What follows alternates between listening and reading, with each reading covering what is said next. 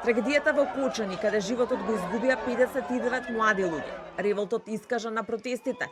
Потресите во владеачката коалиција вреди, но и искрите меѓу ВМРО, ДПМН и третиот партнер во владата, Знам, се дел од причините кои според дел од аналитичарите можат да бидат причина за Македонија заедно со локалните да трча и на предвремени парламентарни избори. Сепак, и според политичките аналитичари, и доколку се случат, ништо значајно не би се сменило во однос на резултатите. Предвремени парламентарни избори треба да се појави некој проблем кој не може да се реши без предвремени парламентарни избори. Значи, треба да има некаков повод или тригер кој би направил предвремените парламентарни избори да се единствено решение, инаку само би биле продолжување на мандатот и политички маневар кој би бил осуден од јавноста.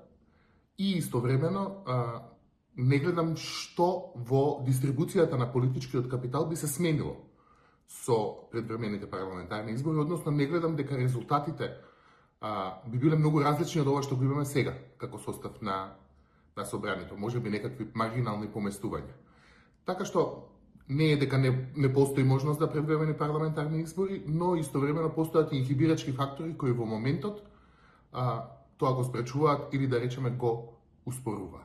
И додека аналитичарите не исклучуваат избори, но и не гледаат математика за нив, од партијата на Али Ахмети, децидни, изборите се неизбежни. Ќе ги користиме сите демократски механизми, ние го слушаме гласот на граѓаните, ги слушаме нивните потреби, ги слушаме нивната волја, нивната подготвеност. Дека изборите не би биле изненадување, сметаат и од СДСМ. Доколку се створат околности за предвремени парламентарни избори, не се плашиме и јас ако ме прашувате лично, јас сметам дека единствен излез од оваа цела ситуација која е креирана се предвремени парламентарни избори. Од ВМРО ДПМН е пак официјално се децидни дека владата има мандат и нема потреба од предвремени парламентарни избори.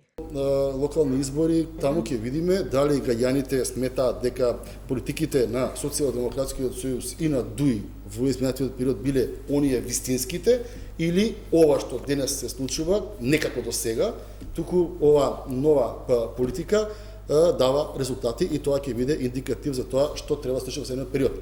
Сепак дека предвремени парламентарни избори не е тема која не се отворила на Илинданска број 2, е потврда изјавата на премиерот Христијан Мицковски по катастрофата во Кочани, дека како што рече, ако не успее во битката со корупцијата, самиот ќе ја урне владата и во тој случај нормален процес во една демократска држава е да се оди на избори.